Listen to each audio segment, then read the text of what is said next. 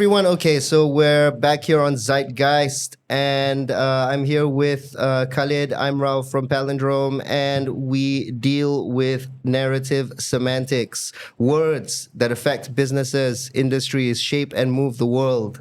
The world is the world is basically running on systems that have been built on different semantic palettes, what we call semantic palettes, which are basically words which have different types of meaning poured into them and which people use to affect and change the world and change their lives. Khalid, how are you doing?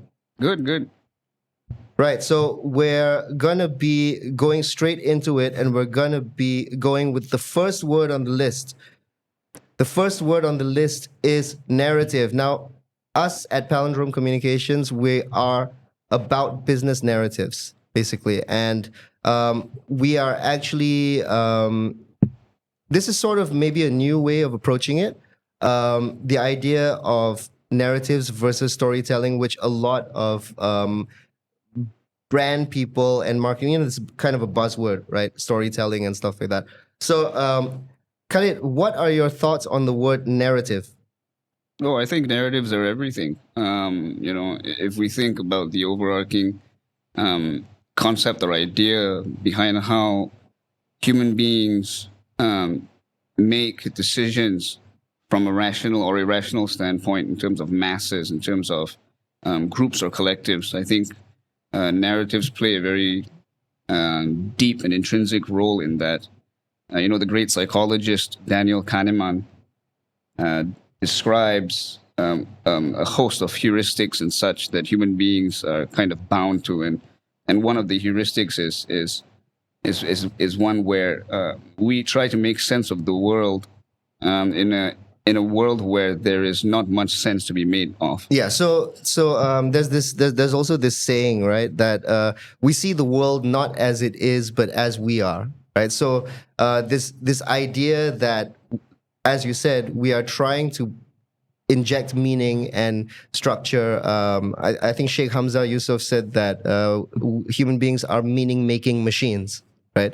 And so how we actually try to make sense of the world around us, but it's actually greater than that in a certain way, because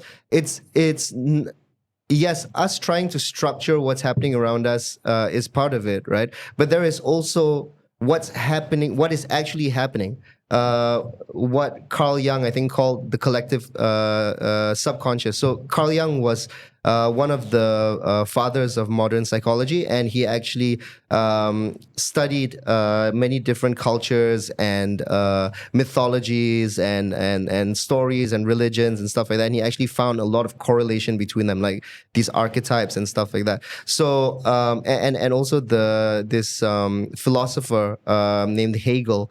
He came up with the Hegelian dialectic. So basically, the world. He said history is the Geist awakening. The Geist meaning the spirit. So the Zeitgeist is the spirit of the age, right? So thesis, antithesis, synthesis. So the world moves from one extreme to another extreme, and then settles in the middle. So this is what's actually happening with the world, and we see. A lot of the systems we live in today, capitalism, communism, and stuff like that, these were meta narratives developed by a person or a bunch of people, right? Yeah, definitely. Yeah. So, and I think narratives, they play into the way that we view and that we make decisions in a lot of aspects or facets in life, in social life. To be more specific, when we talk about the philosophical implications of narratives, as you just mentioned, with Hegel and such. But we can also delve into things like business and industry, especially when we look at the modern context and how socio-political narratives greatly influence how a lot of business measures and policies that influence business are being put together today. So I think when we talk about the specific semantic term of narrative, that's a powerful one. We kickstart the entire episode with that, yeah. Yeah, so and that brings us to the next part, which is business narratives. This one, I think, can be, in my opinion, very well illustrated through the story of Japan, right? the story of Japan's industrialization is a strong business narrative. A lot of management theories and a lot of management like theorists, 21st century and all that, right, have been influenced by a lot of ideas. If you look at the startup scene, right, ideas such as Kanban, agile development, right, and the story of the resilience. Now I'm using the word story and narrative interchangeably, but this fits into an overall narrative which is very Japanese, right? Maybe you can tell us a bit more about that, Khalid. No, yeah, I mean, Japan is definitely kind of a focal point when it comes to how economists like to view and study a lot of the intricacies of the Japanese economy that happens in the 70s, pre-war, post-war, and I mean, there's an entire history behind the growth and industry of Japan, even during the dynasty periods or the clan periods, the Edo clan and so on and so forth. If I'm not mistaken, that's what they were called, the Tokugawa clan in the 1800s and so on and so forth. But I watched this interesting documentary about how Japan differs so very intrinsically in terms of ideologically from other countries, specifically from the Western countries like America. This documentary was talking about this fascinating thing where Japan is a nation that is ideologically steeped in the idea of collectives, and extremely averse to the emphasis on the individual self. And this has tied into a lot of the social, economic, industrial nuances before the war and after the war, and how they were actually able to bounce back from the war, from the economic turmoil, to actually become one of the fastest growing tiger economies, throughout the 60s, 70s, 80s, and the 90s. And even as they are, the interesting thing about Japan as well is that their economic situation has been pretty topsy-turvy. Milton Friedman talks about how they went through bouts of inflation in the 70s, and then Charles Whelan, the author of Naked Money, talks about how Japan had an extremely strange case of deflation over the past couple of decades, if I'm not mistaken. But beyond all of that, they were able to triumph as a collective whole. And that goes to the power and the testament of Japan's kind of grit. But it all revolves around this idea of the collective. If we can think about the semantic term of collective as well, jumping ahead, that's something that's interesting as well with Japan, right? Yeah. Yeah. So aside from Japan, in terms of how narratives affect business, just look at the world around us today, right? The world around us today is basically I'm talking about the business world, right? Is basically just running off of these different narratives. We have, for example, there's so much going on. We're going to get into that, right? With what's happening with ESG, right? The sustainability narrative, right? The communities are changing. We have the diversity narrative, right?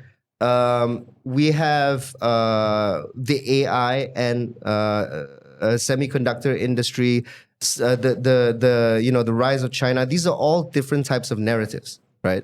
That affect how businesses interact with the environment. So, I think maybe excuse me. I think maybe a very nice way to put it might be that narrative is an environmental consideration. Narrative is an environmental consideration. We talk about the business environment, right? And I mean, if you look at our current government with the Madani framework, right? Our country's economy is basically running on a narrative, right? And also how we, the people, interact with this narrative and how we want to sort of position and sell our country, right? But moving forward, I think we're going to skip a little bit because this list is kind of fun. So, and I'm going to try and draw correlations basically between what came before and what came later. So, about Vision 2020. Do you remember that? Are you old enough to remember Vision 2020? Yeah. Mahathir's thing, right? And so this is another word. So you see, how we as communicators and corporate communicators work with narratives, right? and you can see this a lot. Blue Ocean, right? Vision 2020, right? Is putting together two words that were not previously together to form a new word, a new term, right? And then to pour a certain type of meaning into it. Actually, there was Vision 2020, and that was developed so long ago. But actually, what we got in 2020 was COVID. Right? What we actually got in 2020 was COVID. So there was I mean, if you look during the 80s, 90s, whatever, right? People were going like, oh, by 2020, right, cars are going to be flying, da da da da da. Things were basically the same, but what we got was COVID. We got a long lockdown, right? So that's interesting how it shows how the sort of narrative or storyline that people had come up with did not play out, right? Oh yes, yeah. I mean, it's one thing to build a narrative and then hope for the best, and to see that narrative have some kind of a streamlined objective and some kind of an end game, some kind of a good ending, and to hope for the best and see that through. But at the same time, we have to understand again the non-linearity of life does not correlate a lot of times with how human beings view life. I think Noam Chomsky may have spoken about this idea of stochastic parrots, stochasticism, if I may say. This idea that human beings are hardwired to find patterns in things that are not necessarily patterns, but random. Nassim Taleb talks about the science and art behind randomness. So I think narratives are a way for us to try and distinguish objectives, visions, aspirations, and dreams. Like Vision 2020 was an aspiration for sure. But what we got, as you said, was COVID. Nobody can predict such things from happening. I think the great investor Benjamin Graham talks about having a safety of margin when we talk about investing, and it's because in all of his great intellect, he was able to understand the nuances of the randomness of life, something that we have to safeguard ourselves from at any given time. So that's not to say narratives are not important or useful. In fact, it was this business consultant who came up with the term strategic narratives, like Guillermo Wyatt.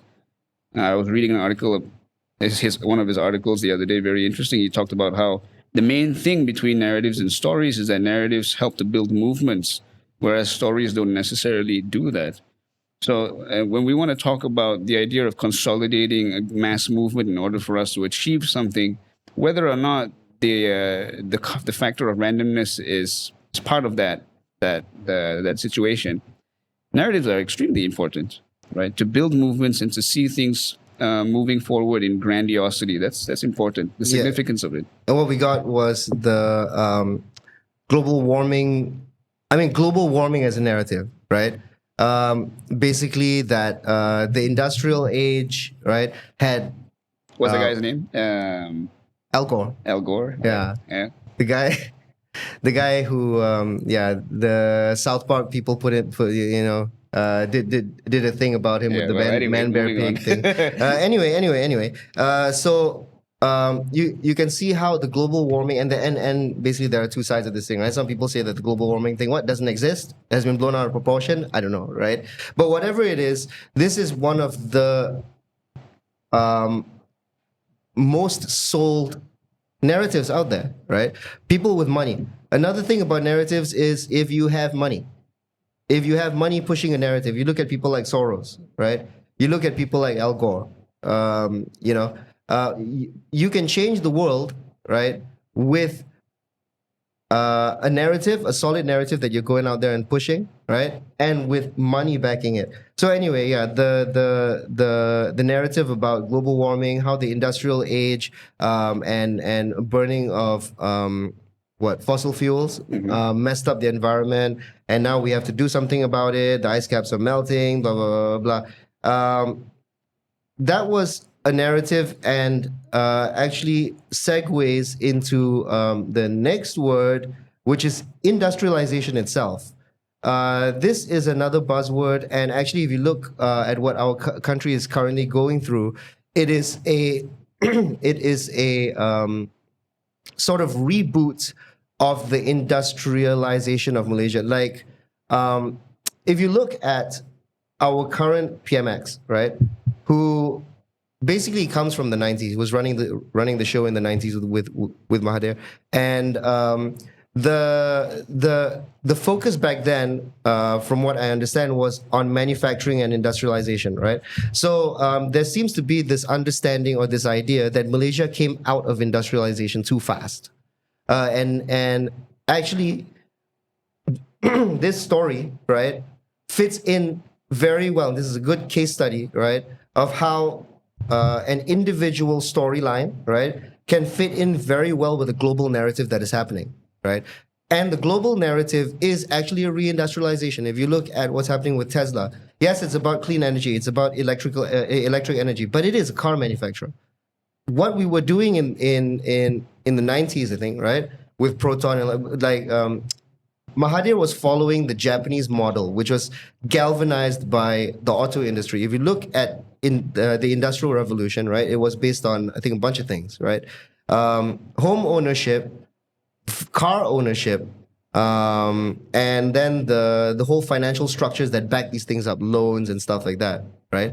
So anyway, in terms of industrialization as a word, if you see it out there, right, if you spot it out there in the news and stuff like that, right, I think you can take note that this word is making a comeback, right? This word is actually kind of dated, but within our context, I don't know about Asia Pacific context, but within the Malaysia context, this word is now becoming more and more relevant. If you look at AI, yes, it's about technology, right? But it is about hardware. It's about robots, right? Yeah.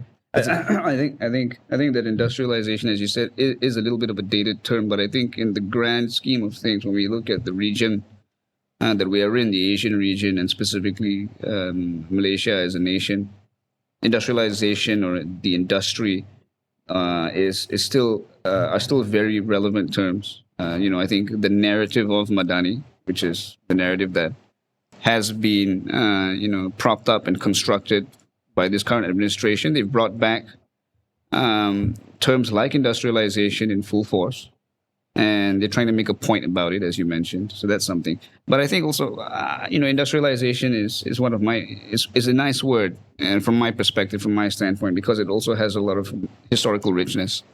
If we look at the term of industrialization, we can see that throughout the 1500s, 1600s, all the way up until the 1800s, a lot of things happened with the development of steam, with the development of coal, renewable energy.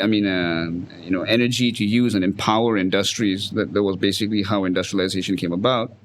Coming out of the era of agricultural prowess, and nations and nation states and so on and so forth. So there's rich history behind the term industrialization. And to be fair, the term industrialization also has a set of positive sentiment and negative sentiment as well, right? I think we can even tie in the term industrialization with the term globalization as well, and people have mixed feelings about that. There's positive sentiment, negative sentiment. Some people believe that globalization is an entrenching force that homogenizes a lot of productive power and economic power around the world. Some people believe that domestic economic growth is stunted because of globalization. There are problems with international competition that's introduced through globalization. And all of this has, roped into a little bit of the rich history of industrialization as well. So that's something. Okay, so that is the end of our first episode, and stay tuned. We're gonna be back with the next episode.